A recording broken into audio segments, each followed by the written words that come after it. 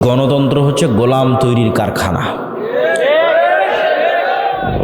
কেন গণতন্ত্র গোলাম তৈরির কারখানা? গণতন্ত্রের যে কালচার, এই পুরো কালচারটা নিম্ন লেভেল থেকে উপর লেভেল পর্যন্ত মিথ্যার উপর দাঁড়িয়ে আছে। মিথ্যা না বললে আপনি এখানে রাজনীতি করতে পারবেন না। আপনি নিশ্চিত থাকেন নির্বাচন কমিশনে যত এমপি পদপ্রার্থী হলফনামা জমা দিয়েছে তার শতভাগই বলা উচিত, এমনি একটু ইল্লামান রাহিমা রব্বে, এই জন্য 99% বলছি, 99% হলফনামা মিথ্যা। ওর বাস্তব যা সম্পদ সেটা সে সেখানে দেখায়নি, সেটা সে সেখানে বলেনি। এই পুরো কালচারটা মিথ্যার উপর দাঁড়িয়ে আছে, পুরো কালচারটা। এখন আপনাকে যেহেতু ভোট নিতে হবে, আপনি আর একজনের বিরুদ্ধে যদি না বলেন কেমনে ভোট নেবেন? আর একজনকে যদি ব্যক্তিগত অ্যাটাক না করেন, ছোট না দেখান যে ওই ছোট, ওই নিকৃষ্ট, ওই খারাপ, কেমনে ভোট নেবেন? কিন্তু দেখেন এই বিষয়টাই যে আপনি আর একজনকে ছোট দেখাতে চাচ্ছেন, এটাই তো মানুষকে গোলাম বানাচ্ছে, নেতা বানাচ্ছে না তো। মেন্টালিটিটা গোলাম হয়ে যাচ্ছে, তো মানসিকতা তো গোলাম হয়ে যাচ্ছে। একজন নেতা কিভাবে এরকম হতে পারে? মানে একজন নেতা কিভাবে তার দেশের জনগণের মধ্যে বিভাজন তৈরি করতে পারে? এগুলো বোঝার জন্য, আমি যে কথাগুলো বলছি এগুলো বোঝার জন্য চিন্তা শক্তি লাগবে, ঠান্ডা মাথায় বুঝতে হবে। মুহাম্মদ সাল্লাল্লাহু আলাইহি ওয়াসাল্লাম হুনাইনের যুদ্ধে অনেক গনিমতের মাল পেয়েছিলেন। এই গনিমতের মাল, হুনাইনের যুদ্ধটা হয়েছিল কিন্তু মক্কা বিজয়ের পর। মক্কার মানুষ কেবল মুসলমান হয়েছে, এরা তো এতদিন মুহাম্মদ সাল্লাল্লাহু আলাইহি ওয়াসাল্লামের বিরুদ্ধে যুদ্ধ করত। এখন মক্কার মানুষ কেবল মুসলমান হয়ে মুহাম্মদ সাল্লাল্লাহু আলাইহি ওয়াসাল্লামের পক্ষে নিয়ে প্রথম যুদ্ধ করতেছে, হুনাইনের যুদ্ধ। এই গনিমতের মালের প্রায় সবই মুহাম্মদ সাল্লাল্লাহু আলাইহি ওয়াসাল্লাম মক্কার নবমুসলিমদের মধ্যে দিয়ে দিয়েছে। এখন যারা মুহাজির এবং আনসার, যারা মক্কা থেকে হিজরত করে আল্লাহর নবীর সাথে গেছিল মদিনায়, আর যারা মদিনায় আল্লাহর নবীর পাশে দাঁড়িয়েছিল, সবচেয়ে বেশি কষ্ট তো তারা করেছে। বদরের যুদ্ধ তারা লড়েছে, উহুদ খন্দক তারা লড়েছে, আল্লাহ নবীর কাঁধে কাঁধ রেখে আল্লাহ নবীর সকল দুঃখ কষ্ট তারা শেয়ার করেছে। আর আল্লাহর নবীকে সবচেয়ে বেশি কষ্ট দিয়েছে মক্কার মানুষ। আজ ইসলামের একটা অর্জন, হুনাইনের যুদ্ধে বিজয়, এই অর্জনের একটা বড় অংশ চলে যাচ্ছে সেই মক্কার মানুষের কাছে, আর বঞ্চিত হচ্ছে মুহাজির এবং আনসারেরা। তো ওই যে আব্দুর রহিম বলছিল না শয়তানের কথা, শয়তান তো সুযোগ পেয়ে গেছে, যেখানে তো বিভেদ তৈরি করা যায়, চমৎকার একটা সুযোগ। শয়তান তখন মুহাজির এবং আনসারদের অন্তরে দিয়ে দিল যে তোমাদের শুধু ব্যবহার করা হলো, কাজের বেলা দেওয়া হলো মক্কার মানুষকে। তো এই জায়গায় চাইলে রাসূলুল্লাহ সাল্লাল্লাহু আলাইহি ওয়াসাল্লামও বিভেদ তৈরি করতে পারতেন, কেননা বিভেদ শয়তান চায়। আপনাদের ভাষায় যদি বলি, বাংলাদেশের ঐতিহাসিক প্রেক্ষাপটে যদি বলি, যে মুক্তিযোদ্ধা বনাম রাজাকার, এইভাবে একটা দেশের মানুষকে বিভক্ত রাখা, এটা হচ্ছে ভারতীয় রাজনৈতিক বয়ান।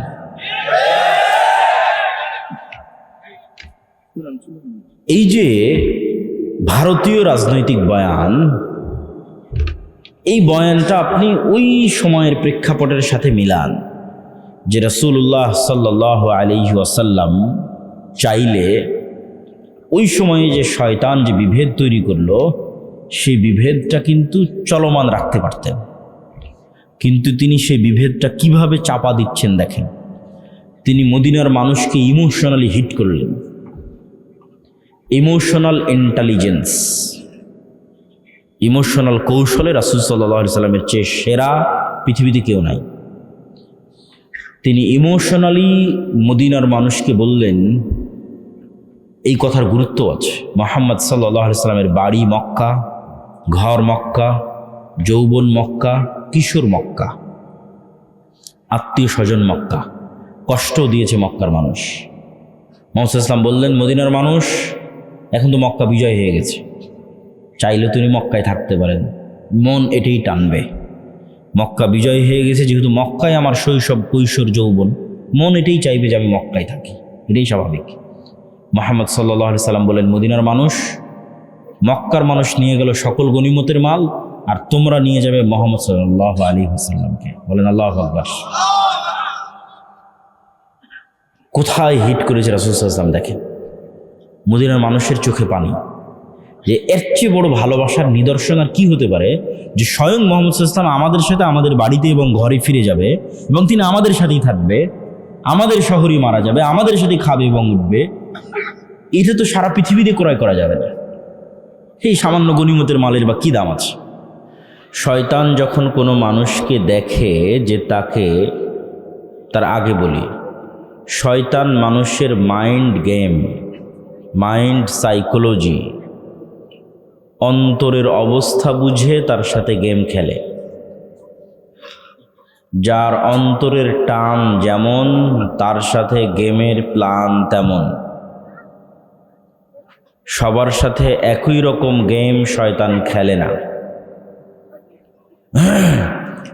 যাকে দেখছে জন্মগত তার অন্তরে আল্লাহ ভীতি, বাপ মা ভালো, দাদা দাদি ভালো, তাকে তো পথভ্রষ্ট করা যাচ্ছে না, কি করা যায়? তখন তার জন্য স্ট্র্যাটেজি ভিন্ন। যেহেতু সে আল্লাহওয়ালা পরহেজগার, অতএব তাকে বেদাতে লাগিয়ে দাও। সালাত থেকে যেহেতু বিরত রাখা গেল না, তাহলে লাগাও কিসে? কথা বলেন না, যে লাগাও কিসে? ভিন্ন মানুষের জন্য ভিন্ন স্ট্র্যাটেজি। যাকে সালাত থেকে বিরত রাখা গেছে, তাকে তো সালাত থেকে বিরত রেখেছি। যাকে সালাত থেকে বিরত রাখতে পারছি না, একে জাহান্নামে নিয়ে যাব কি দিয়ে? তোর মনে যেহেতু এতই ইবাদত করার শখ, তোকে বেদাত ধরিয়ে দাও। এই যে এটাও একটা ইবাদত, এই যে এটাও একটা ইবাদত, আর এটাও একটা, এটাও ভালো, এটাও ফজিল। ও তো আর বুঝতে পারে না, ও মনে করে আমার তো যাওয়া দরকার জান্নাত। ইবাদতের পরে ইবাদত করতে থাকে, চলে যায় জাহান্নামে। তো শয়তান এইরকম চালাক। কাউকে যদি দেখে যে না, তাকে অন্য কোনো ফাঁদে ফেলা যাচ্ছে না, কিন্তু তার টাকার খুব নেশা, সে সময় নষ্ট করে না, রাত দিন পরিশ্রম করতে থাকে, টাকা উপার্জন করবে তাই। তখন শয়তান আর ব্রেনে ঢুকিয়ে দেয়, হালাল হারামের চিন্তা করার দরকার নাই, যেদিক থেকে পাওয়া যায় সেদিক থেকে ইনকাম কর। যার মনে যেটার চাহিদা বেশি, তার সাথে শয়তান ওইভাবে গেম প্ল্যান রেডি করে। যার প্রতি দেখে, যার মধ্যে দেখে নারীর প্রতি দুর্বলতা, তাকে টেনে নিয়ে যায় সেই দিকে। ওর যেহেতু টাকা পয়সার দিকে কোনো মনোযোগ নাই, তোকে হারাম হালাল বুঝিয়ে লাভ নাই। ও টাকা পয়সা হারাম হালাল বেছেই চলে, কিন্তু ওর দুর্বলতা নারী, তখন ওকে সেখানে লাগিয়ে দেয়।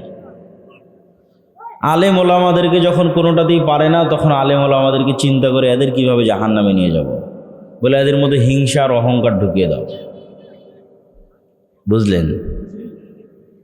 তো শয়তান এক একজনের জন্য এক এক স্ট্র্যাটেজি তৈরি করে, কাকে কে কোথায় দুর্বল ও খুব ভালোভাবে জানে।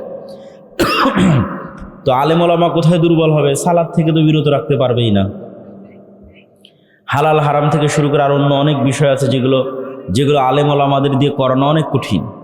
তো আলেম ওলামাদের দিয়ে করানো সহজ কোনটা? আরে ওই আলেম না এটা বলেছে, এটা করেছে, শুরু হয়ে গেল, ফাঁদে পা দিয়ে দিল। হুজুরদের জন্য ফাঁদ শয়তান তৈরি করে, হিংসার ফাঁদ তৈরি করে, রিয়ার ফাঁদ তৈরি করে, অহংকারের ফাঁদ। খুব ভয়ঙ্কর। শয়তানের স্ট্র্যাটেজি বুঝা আর এর সাথে চলা খুব ভয়ঙ্কর। ইবনুল কাইয়িম রাহিমাহুল্লাহ তো আরও মজা করে লিখছেন যে শয়তান এত বাটপারের বাটপার, এত চালাকের চালাক, মানুষকে তো খারাপের দিকে উদ্বুদ্ধ করে আবার ওই খারাপে ফাঁসিয়ে দেওয়ার ব্যবস্থাও করে। বুঝেন? একজনের মাথায় ঢুকিয়ে দিয়েছে যে একে হত্যা করতে হবে,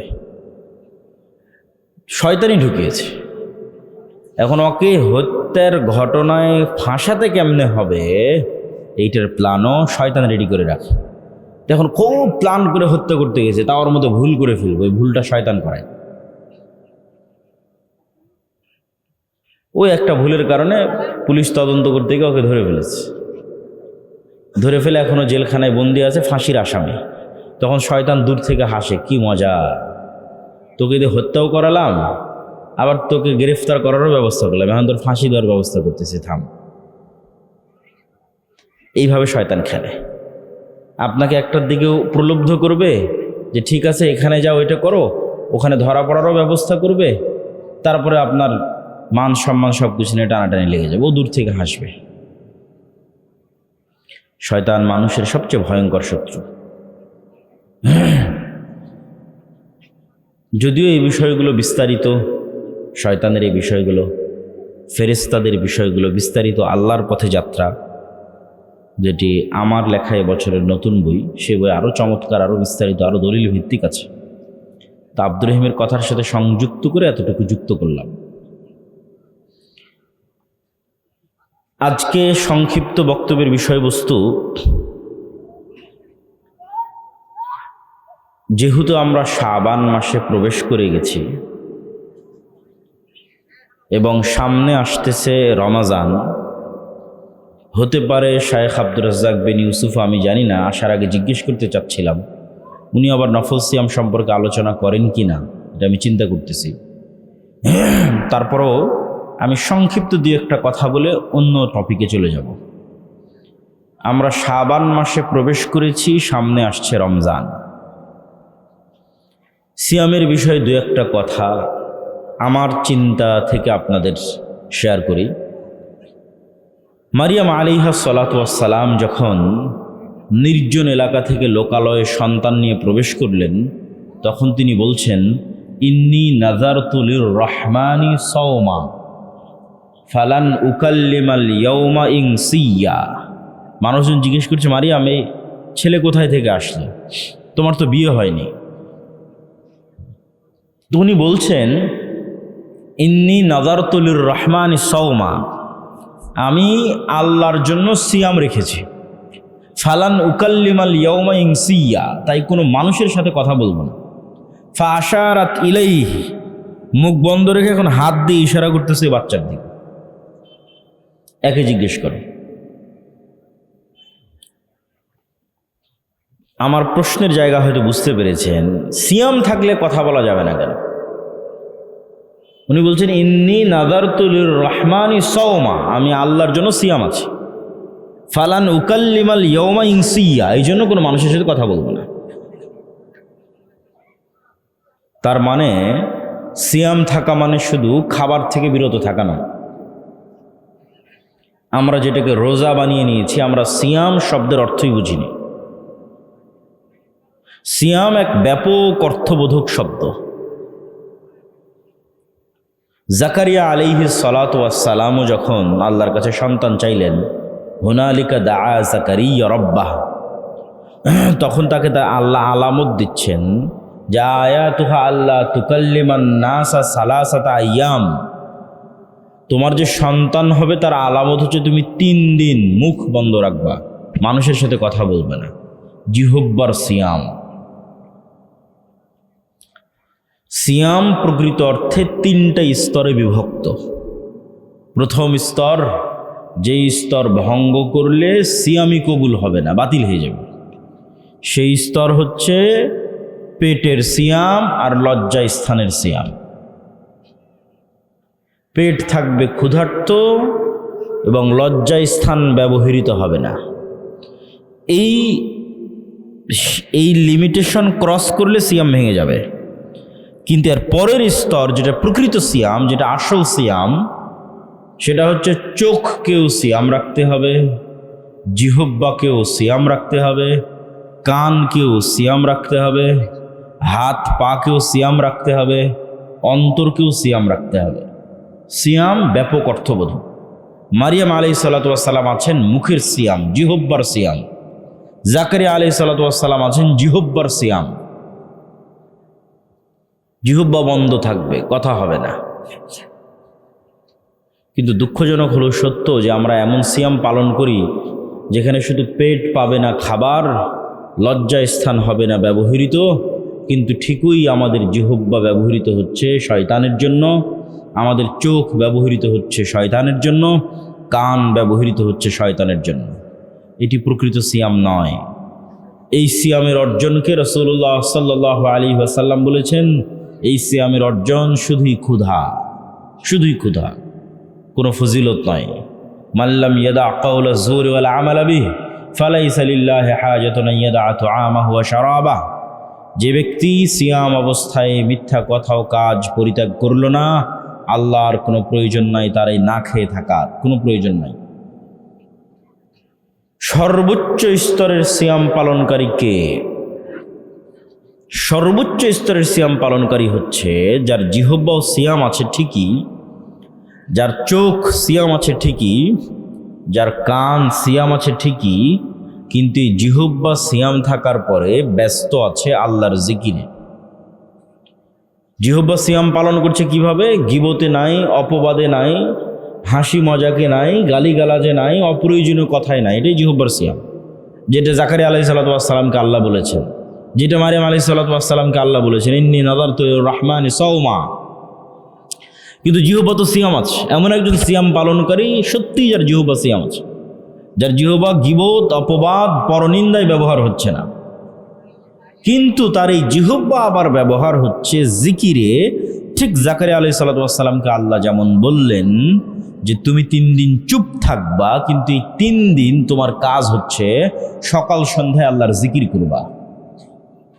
তার মানে কি দাঁড়ালো? তার মানে এটাই দাঁড়ালো এই 3 দিন তোমার জিহ্বা অপ্রয়োজনীয় কথাও কাজে ব্যবহার হবে না, কিন্তু ব্যবহার হবে কার জিকিরে? আল্লাহর জিকিরে। চোখ সিয়াম আছে, অশ্লীল দৃশ্য দেখা থেকে বিরত আছে, টিভি দেখা থেকে বিরত আছে, মোবাইল ফোনে অশ্লীল দৃশ্য দেখা থেকে বিরত আছে। এটা তো ঠিক আছে, একটা স্তরের সিয়াম, কিন্তু এই সিয়াম পালনকারীকে সর্বোচ্চ স্তরে নিয়ে যাবে যদি চোখ ব্যস্ত থাকে আল্লাহর কোরআন তেলাওয়াতে। এভাবে শরীরের প্রত্যেকটি অঙ্গ প্রত্যঙ্গ যখন বিরত থাকবে গুনাহ থেকে, ব্যস্ত থাকবে আল্লাহর আনুগত্যে, তখনই তৈরি হবে সিয়ামের প্রকৃত আনন্দ। আল্লাহ সুবহানাহু ওয়া তাআলা সকলেই জানেন। আমি জাস্ট কিছু নুকতা পয়েন্ট যুক্ত করার জন্য 2-5 মিনিট এই বিষয়ে কথা বলছি। জানেন তো সবাই, আল্লাহ সুবহানাহু ওয়া তাআলার নিকটে সিয়াম পালনকারীর মুখের গন্ধ পৃথিবীর সর্বশ্রেষ্ঠ যে গন্ধ তৈরি হয় হরিণের নাভি থেকে, মৃগ নাভি থেকে, তার চেয়ে শ্রেষ্ঠ গন্ধ হিসেবে বিবেচিত হয় একজন সিয়াম পালনকারীর মুখের গন্ধ। এবং আপনাকে একটা বিষয় মনে রাখতে হবে, প্রতিটা আমলের প্রতিবিম্ব, প্রতিকৃতি, পাল্টা রিয়াকশান কিয়ামতের মাঠে দেখা যাবে, ভালো মন্দ সব আমলের। যে হয়তো আল্লাহর রাস্তায় করেছে যুদ্ধ, দিয়েছে জীবন, দেখা যাবে সে কিয়ামতের মাঠে উঠছে, তখন তার শরীর থেকে ঝরছে রক্ত, বের হচ্ছে মিষ্টি গন্ধ। এইটা তার আমলের প্রতিকৃতি, প্রতিবিম্ব সে কিয়ামতের মাঠে দেখবে। কেউ যদি পড়ে থাকে সূরা বাকারা, সূরা আলে ইমরান, তাহলে বাকারা এবং আলে ইমরান কিয়ামতের মাঠে আগমন করবে ছায়া হিসেবে। কেউ যদি দেয়নি তার সম্পদের জাকাত, গরু ছাগলের জাকাত, সম্পদ হবে সাপ, গরু ছাগল হবে শিংওয়ালা। কেউ বলেছে মিথ্যা, গাদ্দারি করেছে, তার পিছনে বসানো থাকবে একটি পতাকা, যেখানে লেখা থাকবে গাদ্দার। প্রত্যেকটা আমলের একটা পাল্টা প্রতিক্রিয়া মানুষ দেখতে পাবে কিয়ামতের মাঠে। তো সিয়াম পালনকারীর মুখ থেকে সুগন্ধি বের হবে। কিন্তু প্রশ্ন হচ্ছে, ইবনুল কাইয়িম রাহিমাহুল্লাহ লিখছেন, এই সুগন্ধি তখনই বের হবে এবং সিয়াম পালনকারীর মুখের যে গন্ধ, এটি আল্লাহর নিকটে তখনই সুগন্ধি হিসেবে বিবেচিত হবে যখন এই মুখ কোনো গন্ধযুক্ত কাজে ব্যবহার হয়। আমি বলেছি প্রত্যেকটা কাজের পাল্টা প্রতিক্রিয়া গায়েবে তৈরি হয়, ইনস্ট্যান্ট তৈরি হয়। গায়েবের পর্দা যেদিন উন্মোচিত হয়ে যাবে সেই দিন আপনি দেখতে পাবেন, কিন্তু এখনই তৈরি হচ্ছে। আপনি মুখ দিয়ে যখন মিথ্যা বলেছেন তখন এই মুখে দুর্গন্ধ তৈরি হয়েছে। এই দুর্গন্ধ গায়েবে তৈরি হয়েছে, যা ফেরেশতা বুঝতে পারে, এই জন্য ফেরেশতা নাই, পালিয়ে গেছে। মিথ্যার দুর্গন্ধে ফেরেশতা পালিয়ে যায়।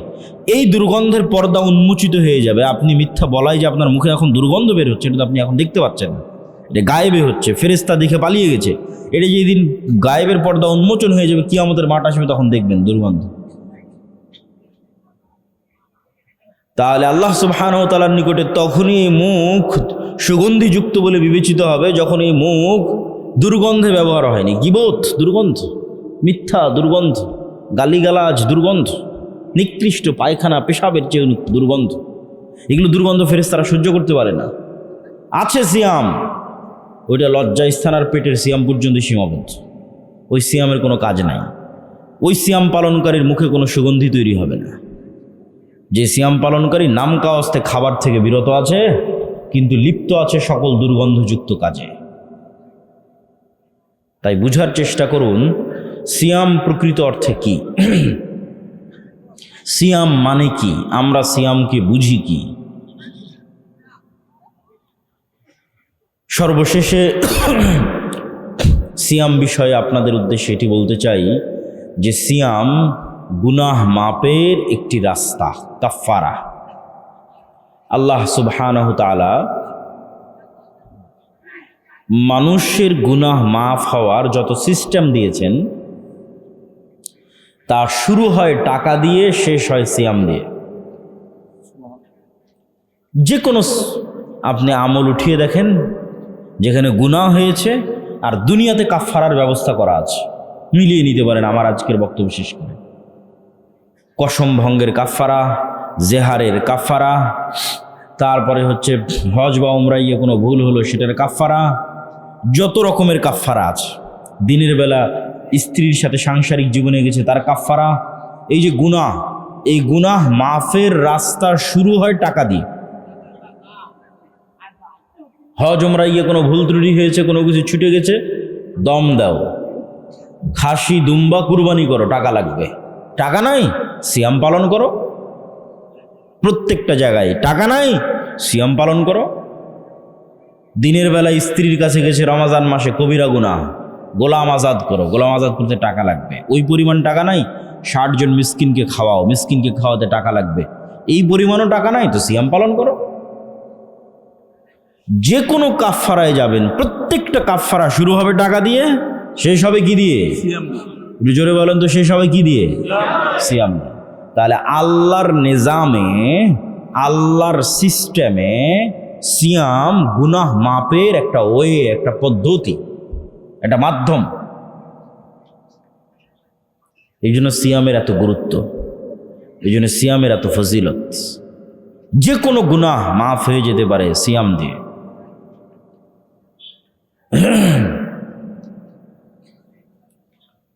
প্রিয় দর্শক ও শ্রোতা, উপস্থিত মুসল্লিবৃন্দ, সকলের উদ্দেশ্যে উদাত্ত আহ্বান থাকবে, আমরা যে শাবান মাসে পৌঁছে গেছি, এই শাবান মাস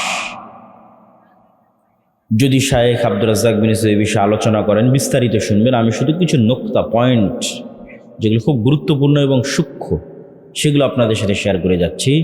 সকলেই জানেন যে শাবান মাসে আল্লাহ সুবহানাহু তাআলার নিকটে 1 বছরের আমল তুলে ধরা হয়।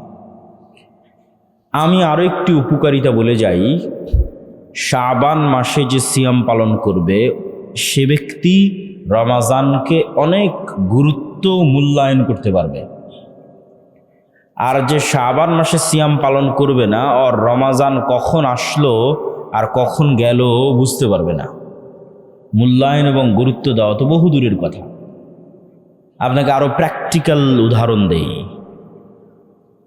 কিছু মানুষ আছে দেখবেন, ঠিক জামাতের পূর্ব মুহূর্তে দৌড়াতে দৌড়াতে মসজিদে ঢুকলো, 1 রাকাত অথবা 1টা সিজদা পেয়েছে, তারপরে ইমাম সাহেব সালাম ফিরে দিয়েছে, সেও তাড়াহুড়ো করে বাকি 2-3 রাকাত পড়ে জেলখানা থেকে যেভাবে বের হয় সেভাবে মসজিদ থেকে বেরিয়ে আসলো।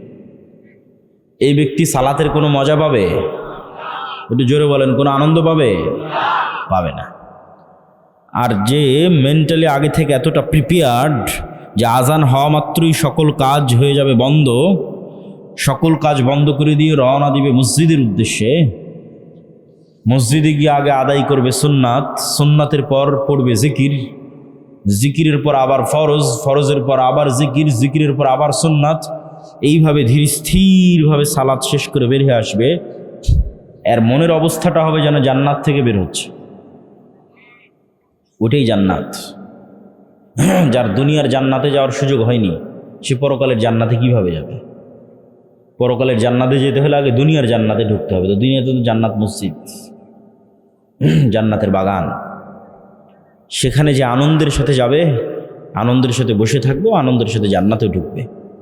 আমি বুঝাচ্ছি আপনাকে, আপনি শাবান মাসের সিয়াম যদি না পালন করেন, তাহলে এই দুনিয়ার কাজের ব্যস্ততায় হঠাৎ রমজান চলে আসবে, হঠাৎ কাল রমজান, তারপরে চোখের পলকে রমজান বিদায় নিবে।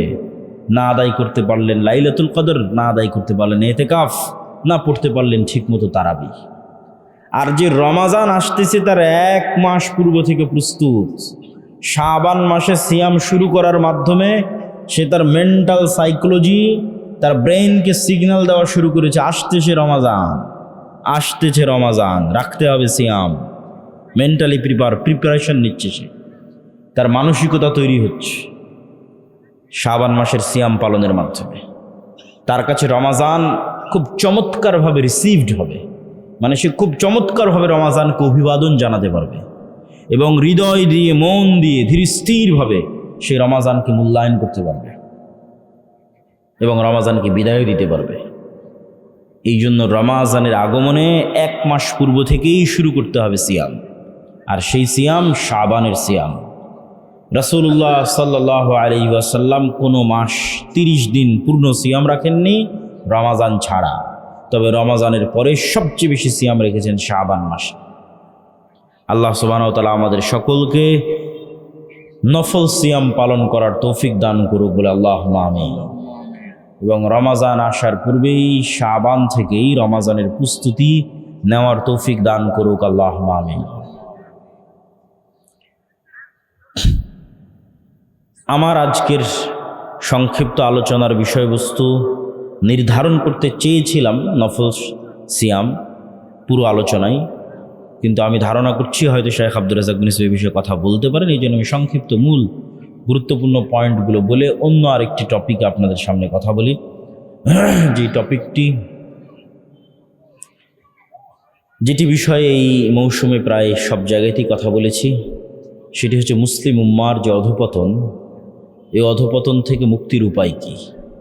সামনে নির্বাচন আসতেছে, ইলেকশন আসতেছে, অনেকেই যেখানে যাবেন সেখানে মানুষ প্রশ্ন করে যে আহলে হাদিস বা সালাফি বা মুসলিম উম্মাহ, মুসলিম জাতি, তাদের করণীয় কি।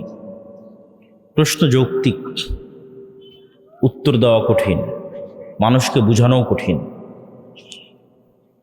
কিন্তু বোঝানো উচিত, বোঝানোর চেষ্টা করা উচিত।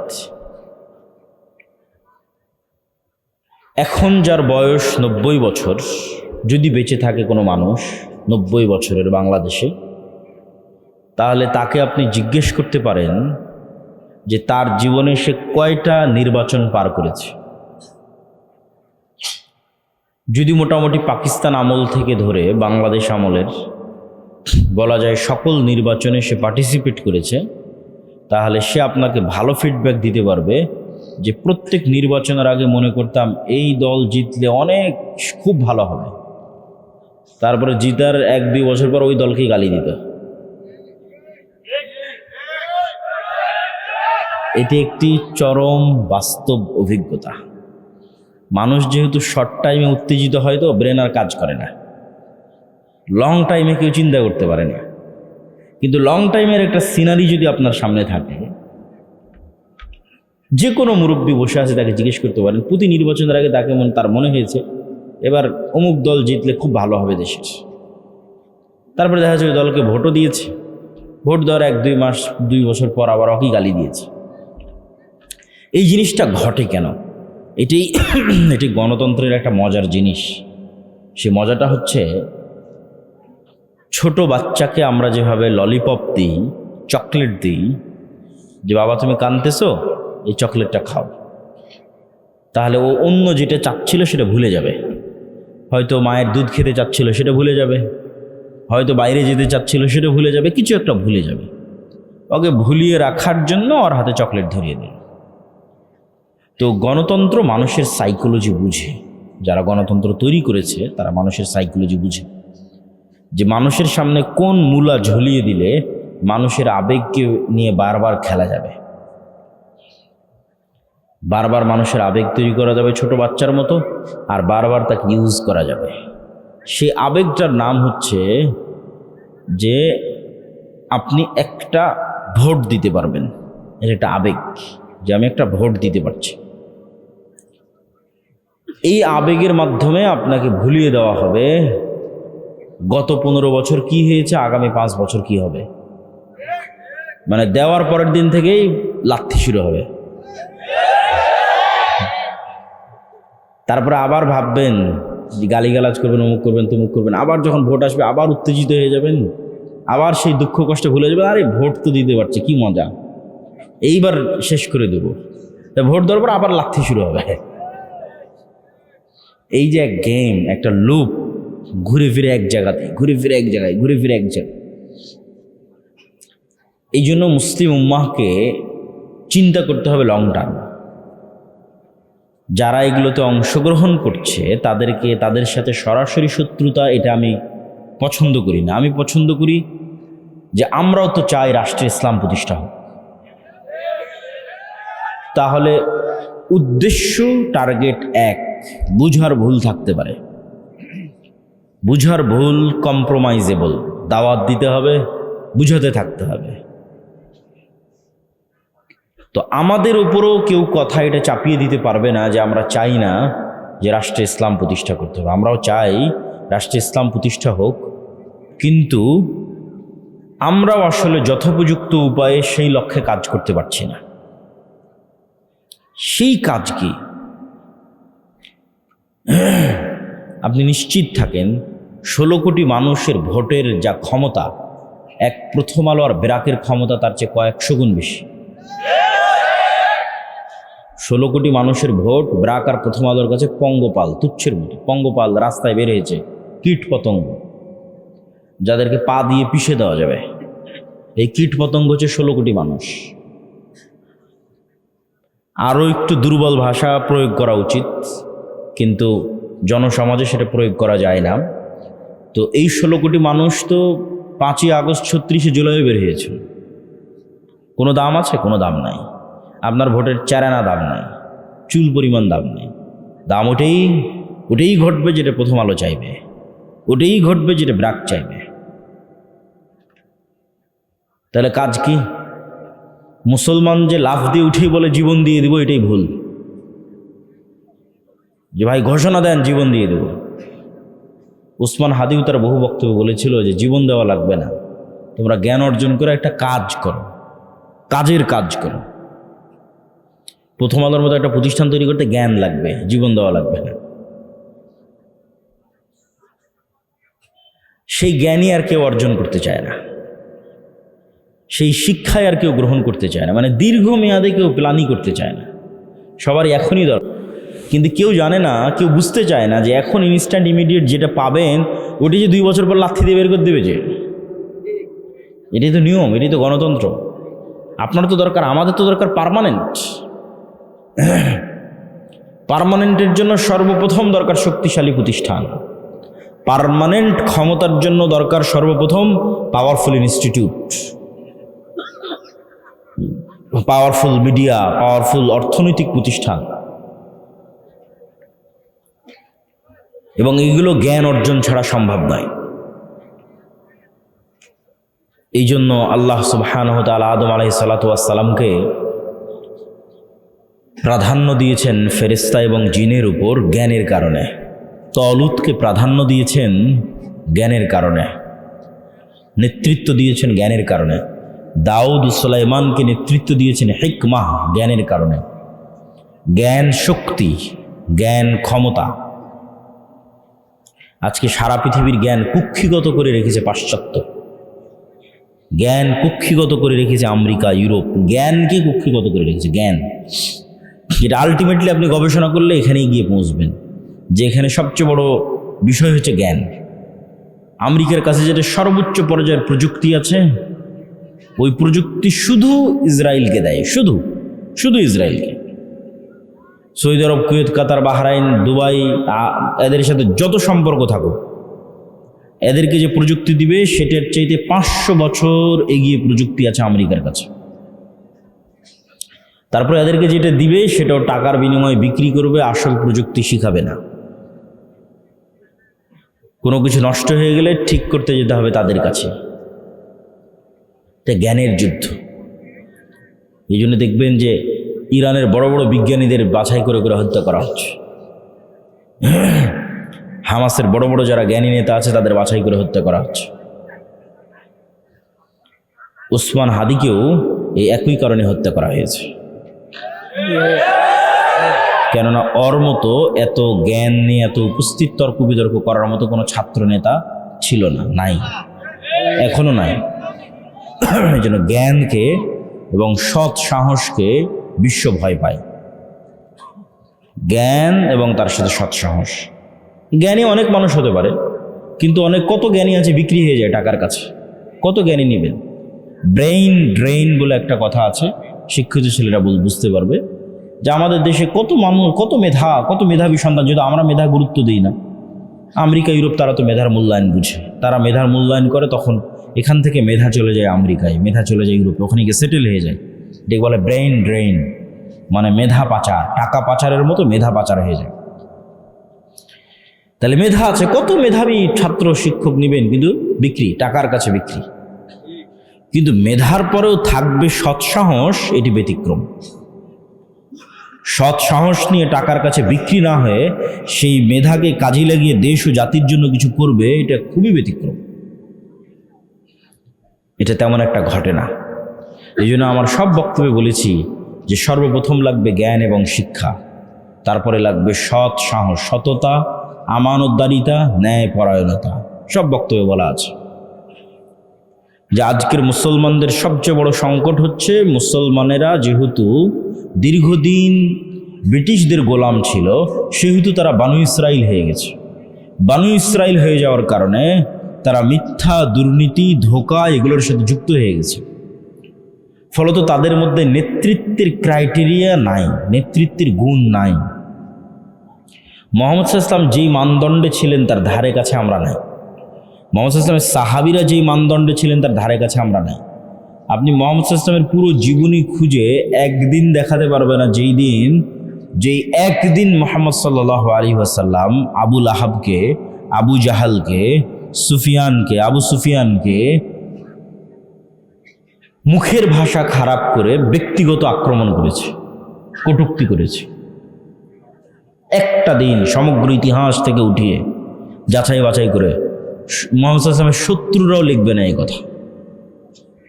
কেন? এটা বাস্তবে ঘটেনি।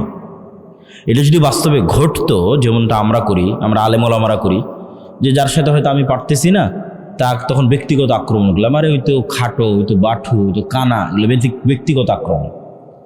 আরে তোর বই পর্দা করে না, আরে ওর ছেলে এরকম, এইগুলোকে বলে ব্যক্তিগত, মানে মানুষের মান সম্মান নিয়ে টানাটানি করা। এগুলো গোলামদের স্বভাব।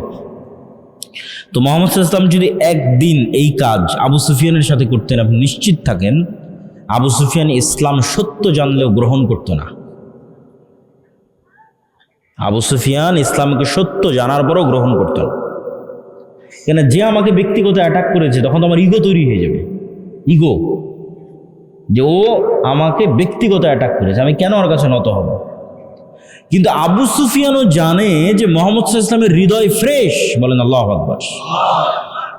সে নিশ্চিত জানে যে মুহাম্মদ সাল্লাল্লাহু আলাইহি ওয়াসাল্লামের সাথে আমার যে লড়াইটা হচ্ছে, এটা শুধুমাত্র আদর্শিক লড়াই, কিন্তু তার কলব, তার হৃদয় আমার জন্য হিতাকাঙ্ক্ষী, কল্যাণকামী। এটা আবু সুফিয়ান জানে। এই জন্য এটা এক সেকেন্ডের ব্যাপার যে আবু সুফিয়ান মুহাম্মদ সাল্লাল্লাহু আলাইহি ওয়াসাল্লামের হাতে হাত রেখে বলবে যে আপনার কাছে ইসলাম গ্রহণ করলাম, এটা করতে আবু সুফিয়ানের বাঁধবে না। কেন? মুহাম্মদ সাল্লাল্লাহু আলাইহি ওয়াসাল্লাম ওই ধরনের নেতা নন, ওই ধরনের কিছু তিনি করেননি। সেই ক্রাইটেরিয়া আমরা ফুলফিল করতে পারছি কিনা? রাসূল সাল্লাল্লাহু আলাইহি ওয়াসাল্লামের ওই নেতৃত্বের ক্রাইটেরিয়া নাই মুসলমানদের মধ্যে। মুসলমানদের গোলামির স্বভাব ঢুকে যাওয়ার কারণে, দীর্ঘ 200 বছর ব্রিটিশদের গোলামি করার কারণে মুসলমানদের মানসিকতা হয়ে গেছে ন্যারো মাইন্ডেড, সংকীর্ণ, যেমনটা হয়ে গেছিল বানু ইসরাইলের। এরা এখন 1 টাকার জন্য শুধু মিথ্যা বলবে না, 1 টাকার জন্য আরেকজনকে হত্যাও করতে পারে। এখান থেকে নেতা তৈরি হয় না, এখান থেকে গোলাম তৈরি হয়। এই জন্য আমি আমার বক্তব্যে বলেছি, গণতন্ত্র হচ্ছে গোলাম তৈরির কারখানা।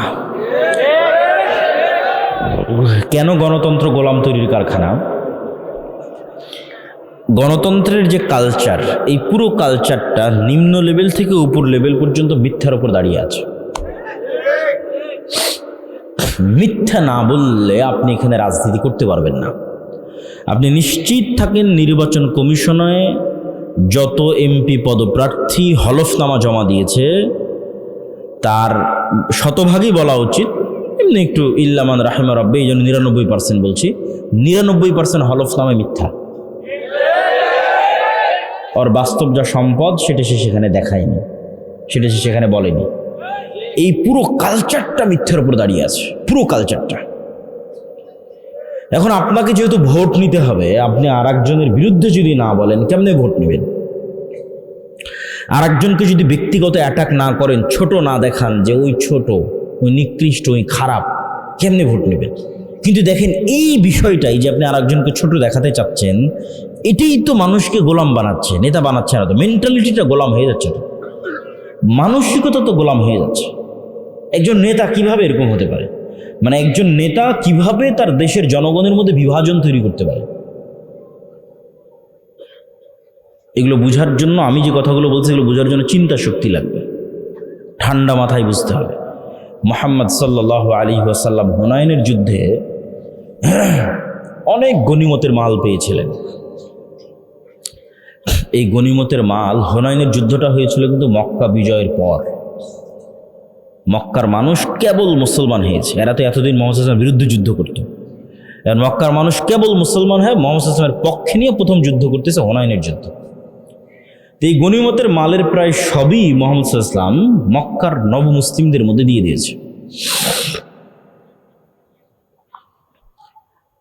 এখন যারা মুহাজির এবং আনসার, যারা মক্কা থেকে হিজরত করে আল্লাহর নবীর সাথে গেছিল মদিনায়, আর যারা মদিনায় আল্লাহর নবীর পাশে দাঁড়িয়েছিল, সবচেয়ে বেশি কষ্ট তো তারা করেছে। বদরের যুদ্ধ তারা লড়েছে, উহুদ খন্দক তারা লড়েছে, আল্লাহ নবীর কাঁধে কাঁধ রেখে আল্লাহ নবীর সকল দুঃখ কষ্ট তারা শেয়ার করেছে।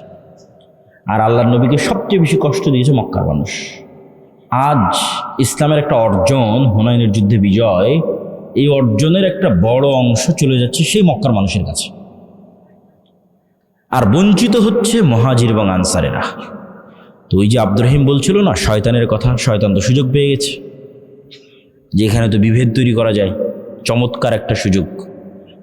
শয়তান তখন মুহাজির এবং আনসারদের অন্তরে দিয়ে দিল যে তোমাদের শুধু ব্যবহার করা হলো, কাজের বেলা দেওয়া হলো মক্কার মানুষকে। তো এই জায়গায় চাইলে রাসূলুল্লাহ সাল্লাল্লাহু আলাইহি ওয়াসাল্লামও বিভেদ তৈরি করতে পারতেন, কেননা বিভেদ শয়তান চায়। আপনাদের ভাষায় যদি বলি, বাংলাদেশের ঐতিহাসিক প্রেক্ষাপটে যদি বলি, যে মুক্তিযোদ্ধা বনাম রাজাকার, এইভাবে একটা দেশের মানুষকে বিভক্ত রাখা, এটা হচ্ছে ভারতীয় রাজনৈতিক বয়ান।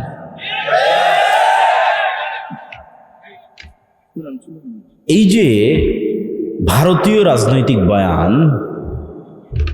এই বয়ানটা আপনি ওই সময়ের প্রেক্ষাপটের সাথে মিলান যে রাসূলুল্লাহ সাল্লাল্লাহু আলাইহি ওয়াসাল্লাম চাইলে ওই সময়ে যে শয়তান যে বিভেদ তৈরি করলো, সেই বিভেদটা কিন্তু চলমান রাখতে পারতেন। কিন্তু তিনি সেই বিভেদটা কিভাবে চাপা দিচ্ছেন দেখেন। তিনি মদিনার মানুষকে ইমোশনালি হিট করলেন। ইমোশনাল ইন্টেলিজেন্স, ইমোশনাল কৌশলে রাসূল সাল্লাল্লাহু আলাইহি ওয়াসাল্লামের চেয়ে সেরা পৃথিবীতে কেউ নাই। তিনি ইমোশনালি মদিনার মানুষকে বললেন, এই কথার গুরুত্ব আছে। মুহাম্মদ সাল্লাল্লাহু আলাইহি ওয়াসাল্লামের বাড়ি মক্কা, ঘর মক্কা, যৌবন মক্কা, কিশোর মক্কা, আত্মীয় স্বজন মক্কা, কষ্ট দিয়েছে মক্কার মানুষ। মুহাম্মদ সাল্লাল্লাহু আলাইহি ওয়াসাল্লাম বললেন, মদিনার মানুষ এখন তো মক্কা বিজয় হয়ে গেছে, চাইলে তিনি মক্কায় থাকতে পারেন, মন এটাই টানবে। মক্কা বিজয় হয়ে গেছে যেহেতু, মক্কায় আমার শৈশব কৈশোর যৌবন, মন এটাই চাইবে যে আমি মক্কায় থাকি, এটাই স্বাভাবিক। মুহাম্মদ সাল্লাল্লাহু আলাইহি ওয়াসাল্লাম বলেন, মদিনার মানুষ, মক্কার মানুষ নিয়ে গেল সকল গনিমতের মাল, আর তোমরা নিয়ে যাবে মুহাম্মদ সাল্লাল্লাহু আলাইহি ওয়াসাল্লামকে। বলেন আল্লাহু আকবার। কোথায় হিট করেছে রাসূল সাল্লাল্লাহু আলাইহি ওয়াসাল্লাম দেখেন। মদিনার মানুষের চোখে পানি, যে এর চেয়ে বড় ভালোবাসার নিদর্শন আর কি হতে পারে, যে স্বয়ং মুহাম্মদ সাল্লাল্লাহু আলাইহি ওয়াসাল্লাম আমাদের সাথে আমাদের বাড়িতে এবং ঘরে ফিরে যাবে, এবং তিনি আমাদের সাথেই থাকবে, আমাদের শহরেই মারা যাবে, আমাদের সাথেই খাবে এবং উঠবে। এটা তো সারা পৃথিবীতে ক্রয় করা যাবে না। এই সামান্য গনিমতের মালের বা কি দাম আছে? এই যে আল্লাহর নবী তার জাতিকে বিভক্ত হতে দিলেন না, এক রাখলেন। নেতা কখনো তার জাতিকে বিভক্ত করতে পারে না। কিন্তু গণতন্ত্র শিখাই বিভক্তি। এখানে বিভক্তি তৈরি না করলে আপনি রাজনীতি করতে পারবেন না। আর যখনই আপনি বিভক্তির পথে আগাবেন তখনই আপনাকে গীবত করতে হবে, দুর্নাম করতে হবে, মিথ্যা বলতে হবে। অন্যের বিরুদ্ধে তো বহু পরে। আপনি যদি একটা নির্দিষ্ট দলেরও রাজনীতি করেন, ওই দলেরই মনোনয়ন নেওয়ার জন্য ওই দলের অন্য মনোনয়ন প্রার্থীর সাথে আপনাকে যেই অসম প্রতিযোগিতায় লড়তে হবে, সেই অসম প্রতিযোগিতায় টাকার খেলা আছে, মিথ্যার খেলা আছে, দুর্নীতির খেলা আছে। আপনি ওই টাকার, ওই মিথ্যা, ওই দুর্নীতির খেলা না খেললে আপনি নিজেই নিজের দলের মনোনয়ন পাবেন না। তাহলে আমি কি বলতে চাচ্ছি যে গণতন্ত্র টপ টু বটম পুরো কালচারটা যেই সিস্টেমের উপর দাঁড়িয়ে আছে, এই সিস্টেমটা মিথ্যার সিস্টেম, গীবত এবং পরনিন্দার সিস্টেম। আর মিথ্যা, গীবত, পরনিন্দা কার স্বভাব? হ্যাঁ, শয়তানের তো অবশ্যই, কিন্তু আমি যেই টপিকে আছি, গোলামের স্বভাব। কার স্বভাব? আর একটু জোরে বলেন, কার স্বভাব? গোলামের স্বভাব। তাহলে এই কালচারের মধ্যে দিয়ে যত এমপি সংসদ ভবনে যাচ্ছে, এরা স্বাধীন না গোলাম? গোলাম। এরা নেতা না গোলাম? গোলাম। এই জিনিসটা যেই দিন আপনি বুঝে যাবেন, সেই দিন আমার মেসেজ আপনাদের কাছে ক্লিয়ার হয়ে যাবে যে আমরা প্রকৃত নেতা তৈরি করতে চাচ্ছি। আমরা চাচ্ছি যে মুসলমানদের মধ্যে প্রকৃত নেতা তৈরি হোক। এই গণতন্ত্র তো গোলাম তৈরি করতেছে। যে আজকে টাকা দিয়ে মনোনয়ন কিনেছে, সে কাল এমপি হওয়ার পর, মন্ত্রী হওয়ার পর, এমনকি প্রাইম মিনিস্টার হওয়ার পর টাকার কাছে বিক্রি হয়ে যাবে।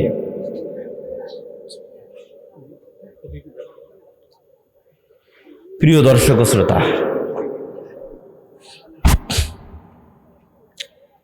আমাদের পরবর্তী কাজ হচ্ছে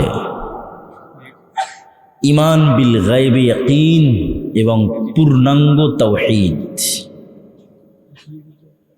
পূর্ণাঙ্গ তাওহীদ এবং ঈমান বিল গায়বে ইয়াকিন ছাড়া উম্মতে মুহাম্মাদীর মুক্তি নাই।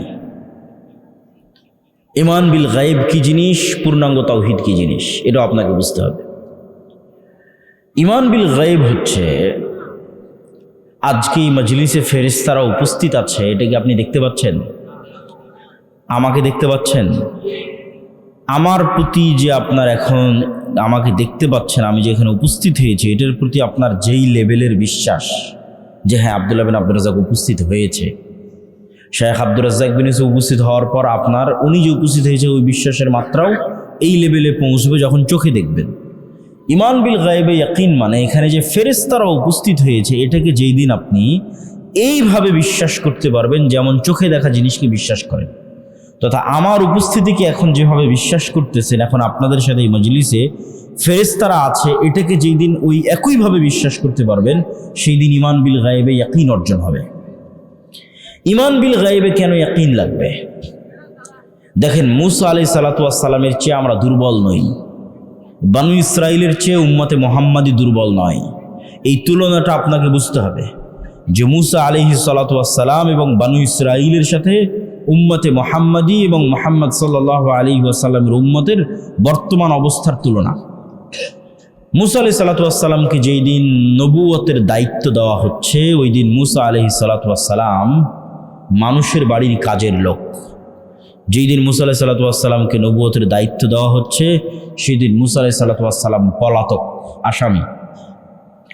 যেই দিন মূসা আলাইহিস সালাতু ওয়াস সালামকে নবুয়তের দায়িত্ব দেওয়া হচ্ছে, সেই দিন মূসা আলাইহিস সালাতু ওয়াস সালামের পরিবার পরিজন, আত্মীয় স্বজন, কোনো কিছুর কোনো নাম ধাম পরিচয় কিছুই নাই। নাম ধাম পরিচয় নাই কেন? ইউযাব্বিহুনা আবনাআকুম ওয়া ইস্তাহয়ুনা নিসাআকুম ওয়া ফী যালিকুম বালাউম মির রাব্বিকুম আযীম।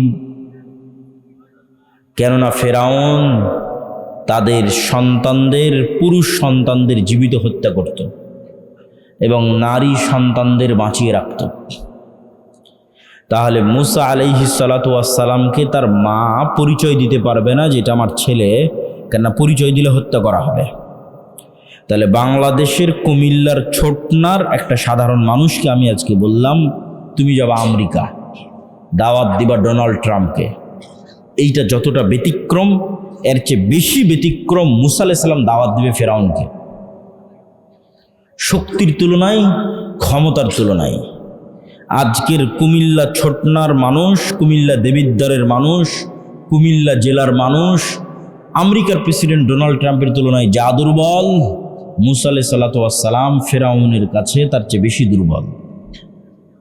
আপনি শুধু মিলান যে আপনাকে যখন আমি বলছি যে আপনি যাবেন আমেরিকায় এবং দাওয়াত দিবেন তার প্রেসিডেন্টকে, এমত অবস্থায় যে আপনি আমেরিকার আদালতে মৃত্যুদণ্ডপ্রাপ্ত আসামি, আপনি আমেরিকা থেকে পলাতক, এবং পলাতক অবস্থায় খুব আলিশান আছেন না, মানুষের বাড়িতে কাজ করে খাচ্ছেন। আপনার কোনো পাড়া প্রতিবেশী আত্মীয় স্বজন আছে? না, নাই। পাড়া প্রতিবেশী আত্মীয় স্বজন নাই। তাহলে এবার বুঝবেন কেন মুসা আলাইহিস সালাম বেশি দুর্বল। আপনার তো সবই আছে। এমতো অবস্থায় মুসা আলাইহিস সালামের পক্ষে কখনোই সম্ভব নয় যে তিনি ফেরাউনের মুখোমুখি হবেন, একটা শর্ত ছাড়া। সেটা হচ্ছে মুসা আলাইহিস সালাম যদি গায়েব দেখতে পান এবং গায়েব জানেন এবং গায়েবে ইয়াকিন তৈরি হয় তবে সম্ভব। মুসা আলাইহিস সালামকে গায়েব দেখাতে হবে, মুসা আলাইহিস সালামের অন্তরে গায়েবের উপর ইয়াকিন তৈরি করতে হবে। মহান আল্লাহ সেই পথই বেছে নিয়েছেন। মুসা আলাইহিস সালাতু ওয়াস সালামকে বলা হলো তোমার হাতের লাঠি ছেড়ে দাও। আল্লাহ এটা বললেন না যে আমি জান্নাত থেকে একটা লাঠি এনেছি, আসমান থেকে একটা লাঠি এনেছি, সেই লাঠিটা তোমাকে দিচ্ছি, এটা ছাড়লে সাপ হবে। তাহলে ওই মাত্রার বিশ্বাস তৈরি হতো না যেই মাত্রার বিশ্বাস দরকার ফেরাউনের মুখোমুখি হওয়ার জন্য। এখন এই বইটা আমি হাতে করে আছি, আজ 5 বছর 10 বছর থেকে আমি এই বই পড়ি, আমার হাতেই আছে। আমার হাতে 5-10 বছর থেকে যে লাঠি আছে সেই লাঠি এখন সাপ হচ্ছে। আসমান জান্নাত থেকে আসা বিশেষ লাঠি তো সাপ হতেই পারে, অস্বাভাবিক কিছু না। আমি তো নিজে এই লাঠিকে গাছ থেকে ভেঙে কেটেছি, এটা তো কোনো স্পেশাল লাঠি নয়, এটা তো নর্মাল লাঠি, আমি ব্যবহার করছি 10 বছর থেকে। এটা কেমনে সাপ হতে? এটাই গায়েব, যে গায়েবে আল্লাহ সুবহানাহু ওয়া তাআলার ক্ষমতা কত বেশি, এটার একটা আলামত মুসা আলাইহিস সালাতু ওয়াস সালাম দেখছেন। এবং এটাই ছিল কারণ যে জাদুকরেরা কেন সিজদা করবে। আপনি নিশ্চিত থাকেন জাদুকরদের হাতের লাঠি এবং জাদুকরদের দড়িও সাপে পরিণত হয়েছিল। জাদুকরদের হাতের লাঠি এবং দড়ি সাপে পরিণত হওয়ার পরেও মুসা আলাইহিস সালামের সাপে এমন কি ছিল যে তারা সিজদা দিল। অনেকেই মনে করে যে মুসা আলাইহিস সালামের সাপ তাদের সব সাপ খেয়ে ফেলেছে এই জন্য। এটা একটা কারণ হতে পারে, কিন্তু আসল কারণ কোনটা সেটা আপনাকে আমি ধরিয়ে দিচ্ছি, তাহলে আপনি বুঝতে পারবেন।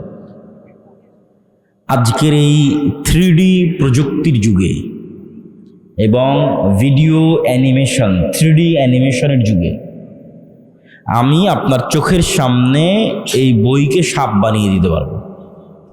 কিসে? স্ক্রিনে, মোবাইলের স্ক্রিনে, টিভির স্ক্রিনে, কম্পিউটারের স্ক্রিনে।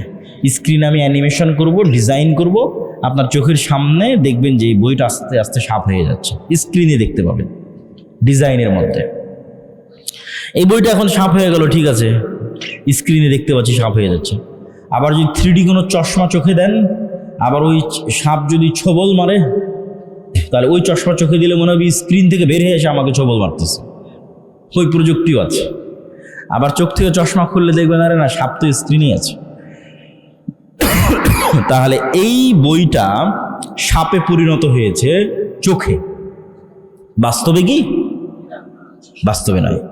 আজকের বিজ্ঞানের পক্ষে সম্ভব নয় যে এটাকে সাপে পরিণত করবে বাস্তবে।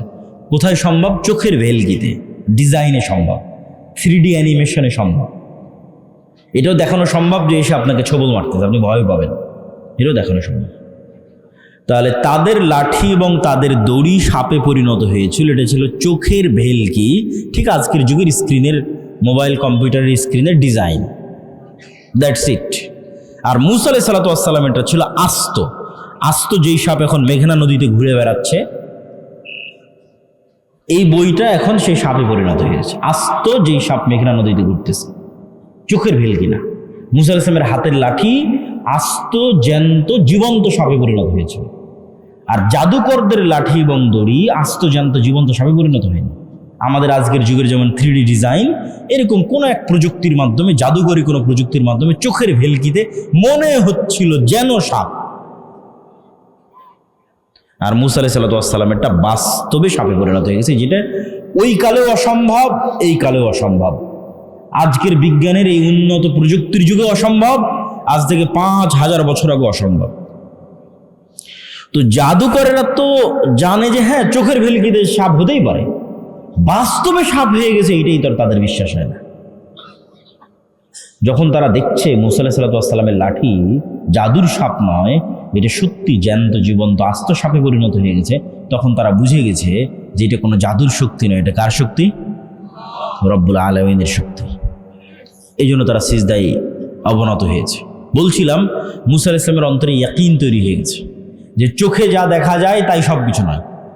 চোখে দেখছি এটাকে লাঠি, এখন তো সাপ হয়ে গেল।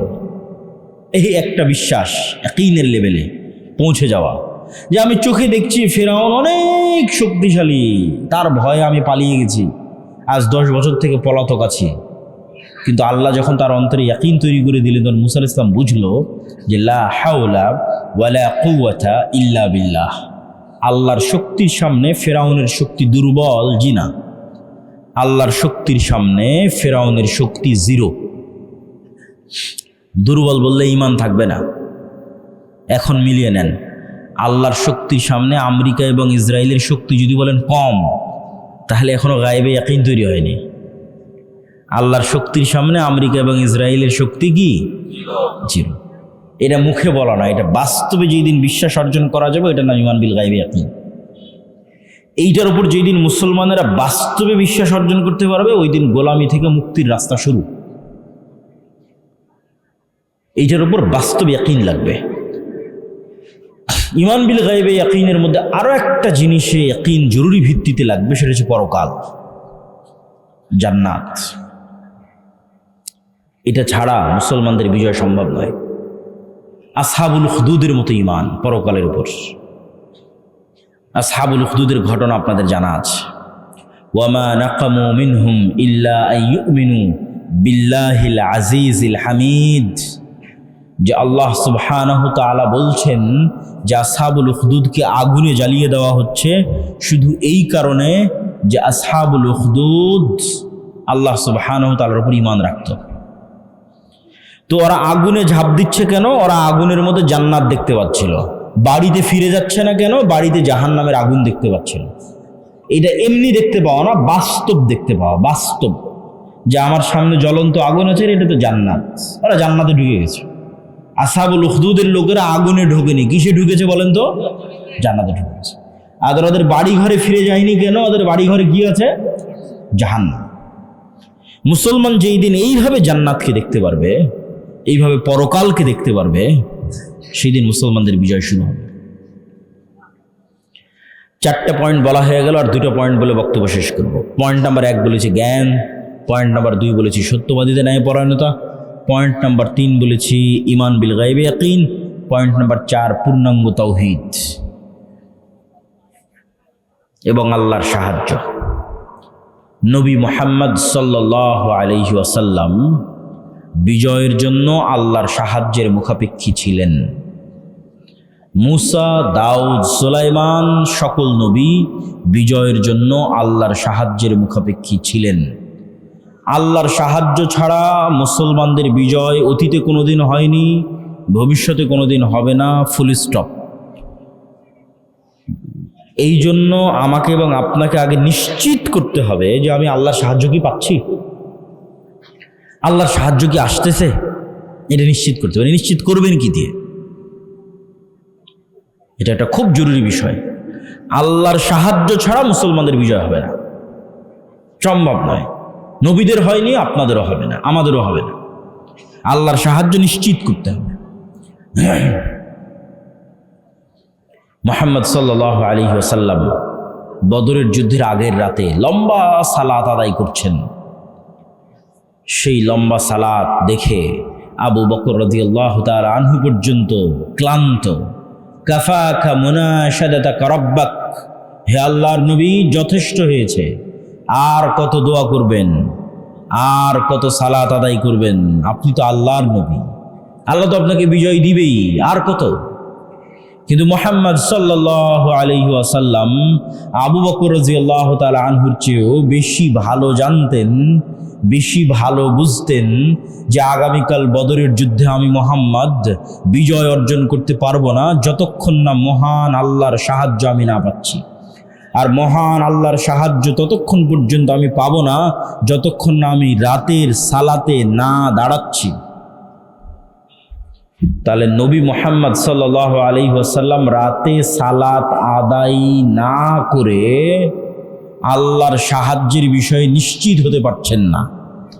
আর সেই নবীরই উম্মত গুনাহগার পাপিষ্ঠ আমরা 5 ওয়াক্ত সালাত, রাতের সালাত বহুদূরের কথা, 5 ওয়াক্ত সালাত আদায় না করি শুধু মিছিল আর তাকবীর দিয়ে ইসলামকে বিজয় করে দেব। আমার কথা কি বোঝা যায়? মুসলমান যদি মনে করে তাদের মুক্তির দরকার, শুরু হবে সালাত দিয়ে। 5 ওয়াক্ত সালাতে নাই যে তাকে আল্লাহ চিনে না, সে কে? তাকে আল্লাহ জানে না, সে কে?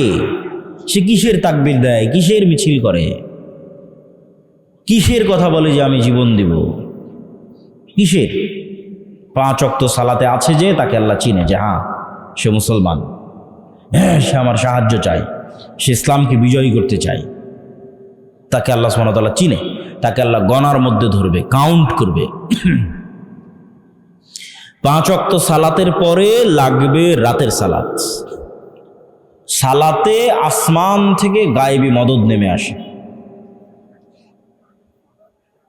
আজকের আধুনিক যুগে যে ইন্টারনেটের মাধ্যমে আপনারা পরস্পরে যোগাযোগ করছেন, অনলাইন লাইভ ক্লাসে একত্রিত হচ্ছেন, যে ইন্টারনেট দিয়ে 1000 কিলোমিটার দূরের America, London, Europe, Saudi, Kuwait, Qatar, বাহরাইনে বসেও আপনার সাথে লাইভ কথা বলতে পারছে, তার চেয়েও শক্তিশালী লক্ষ কোটি গুণে, হাজারো গুণে শক্তিশালী প্রযুক্তি সালাত, যেটা দুনিয়ায় থাকা মানুষকে 7 আসমানে আরশের উপর যে রব্বুল আলামিন আছে তার সাথে লাইভ কানেক্টেড করে দেয়, সরাসরি মুখোমুখি। সালাতে দাঁড়ানো আর রব্বুল আলামিনের মুখোমুখি হওয়া, এটা একটা পদ্ধতি, এটা একটা ওয়ে, যেটা কাজে লাগিয়ে 7 আসমানে রব্বুল আলামিনের সাথে কানেক্টেড হওয়া যায়, লাইভ কানেক্টেড হওয়া যায়। সেম ওই পদ্ধতিতেই, ওই সময়ই ওইভাবেই দাঁড়াতে হবে, ওই ওযু, ওই নিয়ত, ওই সিস্টেম, ওই পদ্ধতি। আপনাদের মোবাইলের পাসওয়ার্ড যেভাবে কাজ করে, ফিঙ্গারপ্রিন্ট যেভাবে কাজ করে, তার চেয়ে বেশি পাওয়ারফুল কাজ করবে সালাত। যে আপনি চাপ দিলেন ওপেন হয়ে গেল, ওর চেয়ে বেশি পাওয়ারফুল। দাঁড়াবেন, সাথে সাথে রব্বুল আলামিন আপনার সাথে কানেক্টেড হয়ে গেল। এই চিত্র, এই দৃশ্য লাউহে মাহফুজের সাথে মিলে যায়। লাউহে মাহফুজের সালাত এভাবেই রাখা আছে। এভাবে দাঁড়াবে, সূরা ফাতিহা পড়বে, রুকু করবে, সুবহান রাব্বিল আযীম বলবে, সিজদায় যাবে, সুবহান রাব্বিল আলা বলবে। লাউহে মাহফুজ এইভাবেই আছে। দাঁড়ানো মাত্র মিলে গেছে, কানেকশন তৈরি হয়ে গেছে রব্বুল আলামিনের সাথে। যে কোনো বিপদে, যে কোনো সমস্যায় 5 ওয়াক্ত সালাত মুসলমানের বিজয়ের জন্য পূর্ব শর্ত, আল্লাহর সাহায্য পাওয়ার জন্য পূর্ব শর্ত। রাতের সালাত বিজয়ী হওয়ার পূর্ব শর্ত, আল্লাহর সাহায্য পাওয়ার পূর্ব শর্ত। তাই যুবক সমাজ এসে জিজ্ঞেস করে, বলেন কি করতে হবে? জীবন দিতে চাই, সালাত আদায় করতে হবে। 5 ওয়াক্ত সালাত জামাতে মসজিদে গিয়ে আদায় করতে হবে। আরেকটি মাধ্যমে আল্লাহ সুবহানাহু তাআলার পক্ষ থেকে, একটু যদি শাইখকে দেখতেন আসতেছে কিনা, তাহলে ওই হিসেবে আমি বক্তব্য সামনে আগাবো। আরেকটি মাধ্যমে আল্লাহ সুবহানাহু তাআলার সাহায্য পাওয়া যায়, সেটা হচ্ছে জিকির। জিকিরটা আপনাকে বোঝানোর জন্য একটু বুঝতে হবে আওয়াজ বা সাউন্ড কেন পাওয়ারফুল। আজকের আমার সব বক্তব্য ভুলে গেলেও এই একটা অংশ মনে করে নিয়ে বিদায় নিয়ে, আওয়াজ বা সাউন্ড কেন শক্তিশালী। পৃথিবীর সবচেয়ে শক্তিশালী হচ্ছে আওয়াজ, পৃথিবীর সবচেয়ে শক্তিশালী হচ্ছে সাউন্ড। আমি এখন বাংলায় কথা বলতেছি না, আমি আওয়াজ তৈরি করতেছি। প্রমাণ, এখানে নিয়ে এসে একজন চাইনিজকে বসিয়ে দিয়ে ওকে বলি তুমি বক্তব্য দাও। আপনারা কিছু বুঝবেন না, খালি আওয়াজ শুনবেন, আওয়াজ শুনবেন। এখন সামনে একজন জাপানিজকে বসিয়ে দিয়ে বলে আমি বক্তব্য দিচ্ছি, বাবা তুমি শুনো, ও কি শুনতেছে? আওয়াজ শুনতেছে। তাহলে আলটিমেটলি আমি একটা আওয়াজ তৈরি করতেছি। আওয়াজের ধরনে পার্থক্য হওয়ার কারণে এটা বাংলা, আওয়াজের ধরনে পার্থক্য হওয়ার কারণে এটা ইংরেজি, আওয়াজের ধরনে পার্থক্য হওয়ার কারণে এটা আরবি, কিন্তু তৈরি হচ্ছে আওয়াজ। সুলাইমান আলাইহিস সালাতু ওয়াস সালাম এই আওয়াজের প্রযুক্তি সবচেয়ে ভালো জানতেন, আল্লাহ তাকে দিয়েছিলেন। প্রিয় উপস্থিতি, আপনারা একটু এই কথাটা মনোযোগ দিয়ে শুনতে হবে। সুলাইমান আলাইহিস সালাতু ওয়াস সালাম বললেন, কে পারবে রানী বিলকিসের সিংহাসনকে উঠিয়ে নিয়ে আসতে? ক্বালা ইফরিতুম মিনাল জিন, ইফরিত নামক জিন বলল, আপনি এখন যে মাজলিসে বসে আছেন এই মাজলিস থেকে ওঠার আগেই আমি ওই সিংহাসন এখানে নিয়ে আসব। সুলাইমান আলাইহিস সালামের পছন্দ হয়নি, এত দেরি আমার হবে না, আমার আরো দ্রুত লাগবে। আল্লাযী ইনদাহু ইলমুম মিনাল কিতাব, যার কাছে কিতাবের জ্ঞান ছিল। এখন জিন কি মানুষ তা কোরআনে বলা নাই, কিন্তু বেশিরভাগ মুফাসসিরিনে কিরাম লিখেছেন এই মানুষ জ্ঞানের শক্তিতে বলতেছে, জ্ঞানের শক্তি, যে চোখের পলক পড়ার আগে রানী বিলকিসের সিংহাসন এখানে উপস্থিত হয়। আল্লাহু আকবার। কিছু মুফাসসির লিখেছেন সেই জ্ঞান ছিল বিশেষ জিকিরের জ্ঞান, সাউন্ড টেকনোলজি, আওয়াজ, বিশেষ কোনো জিকির যা লাউহে মাহফুজে আছে, সেই বিশেষ জিকিরের জ্ঞান তার কাছে ছিল। জাস্ট ওই জিকিরের মাধ্যমে সে সিংহাসনকে চোখের পলকে ট্রান্সফার করেছে। আজকের যুগে কি ট্রান্সফার হয়? ডাটা ট্রান্সফার হয়। আমি লিখতেছি, ওটা ট্রান্সফার হচ্ছে, কিন্তু বস্তু ট্রান্সফার ইম্পসিবল। এই টিস্যুটা এখান থেকে চোখের পলকে আমেরিকা যাবে, এটা অসম্ভব। হ্যাঁ, আমার মেসেজ, আমার কথা, আমার ডাটা চোখের পলকে এখান থেকে আমেরিকা যাচ্ছে, এই প্রযুক্তি আমরা পেয়েছি। কিন্তু বস্তু ট্রান্সফার হবে চোখের পলকে, এই প্রযুক্তি কিন্তু আমরা পাইনি। এই প্রযুক্তি সাউন্ড, আওয়াজের প্রযুক্তি, যেটা সুলাইমান আলাইহিস সালাতু ওয়াস সালামের যুগে ছিল। পাখির আওয়াজ সুলাইমান আলাইহিস সালাম বুঝতেন, পিঁপড়ার আওয়াজ সুলাইমান আলাইহিস সালাম বুঝতেন, সুলাইমান আলাইহিস সালামের আওয়াজ ওরা বুঝতো। আওয়াজের চেয়ে শক্তিশালী পৃথিবীতে কিছু নাই।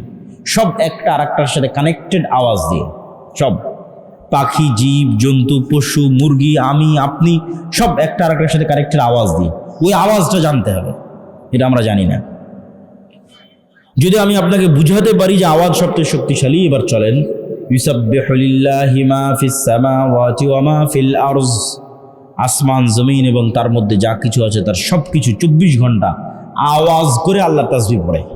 আমার এই গায়ের চাদর আওয়াজ করে তাসবিহ পড়তেছে, এই টিস্যু আওয়াজ করে তাসবিহ পড়তেছে, এটার আওয়াজ হচ্ছে। আমি শুনতে পাচ্ছি না কেন? পিঁপড়ার চলার আওয়াজ যেমন আমি শুনতে পাই না, এর আওয়াজ আমি তেমন শুনতে পাচ্ছি না। তো শুধু কি এ জিকির করে না, এ জিকির বুঝেও। মুয়াজ্জিন যখন আজান দেয়, যতদূর পর্যন্ত আওয়াজ পৌঁছবে ওই মুয়াজ্জিনের পক্ষে এই বস্তু কিয়ামতের মাঠে সাক্ষী দিবে। আল্লাহু আকবার। তাহলে আমি যে বলতেছি আলহামদুলিল্লাহ, এটাই টিস্যু বুঝে। সুবহানাল্লাহ, এটাই টিস্যু বুঝে। এটা জিকির। জিকির সবচেয়ে পাওয়ারফুল। কত OC, DC, SP, AC land, sub registrar, এরা সবাই তাদের পদকে বিক্রি করে দিয়েছে টাকার কাছে। তারপরে আবার সেই টাকা দিয়ে হজ করে জান্নাতে যেতে চায়। পাগল হলে এরকমই হয়। অথচ তার কাছে সুযোগ ছিল শুধু ওই চেয়ারে বসে একজন দানবীরের চেয়ে বেশি নেকি অর্জন করার, রাতে তাহাজ্জুদের সালাত আদায়ের চেয়ে বেশি নেকি অর্জন করার। সেটা কি? ওই চেয়ারে বসে সে ন্যায়পরায়ণ থাকতো, বাস 5 ওয়াক্ত সালাত আদায় করবে আর ওই চেয়ারে ন্যায়পরায়ণতার সাথে দায়িত্ব পালন করবো, দানবীরের চেয়ে বেশি নেকি পেয়ে যাবে। আর হারাম উপায়ে ইনকাম করে আল্লাহকে ধোকা দিতে চায়, নিজেকে ধোকা দিতে চায়, মানুষকে ধোকা দিতে চায়, দেখো আমি হজ করে এসেছি। এটা মুনাফিক। মুসলমানদের মধ্যে মুনাফিকিতে পরিপূর্ণ হয়ে গেছে। তাহলে লাগবে সততা, ন্যায়পরায়ণতা, আমানতদারিতা। এগুলো যখন আপনি অর্জন করে ফেলবেন তখন পৃথিবী আপনার শত্রু হয়ে যাবে। যেমন ওসমান হাদির শত্রু হয়ে গেছিল, আপনারও শত্রু হবে। আপনি একবার অর্জন করে দেখেন, শত্রু হবে। সর্বোচ্চ জ্ঞান অর্জন করেন, বিক্রি হন না, শক্তিশালী প্রতিষ্ঠান তৈরি করেন, দেখেন আপনার কত শত্রু তৈরি হয়। আপনাকে হত্যা করার জন্য কত দেশ উঠে পড়ে লাগে, আপনাকে ধ্বংস করার জন্য কত চেষ্টা তৈরি হয়। তখনই দরকার হবে শেষে যেগুলো বলছিলাম, আল্লাহর সাহায্য। আর আল্লাহর সাহায্যের খাতায় নামই নাই যে সালাত আদায় করে না, নামই নাই। পরীক্ষার হলে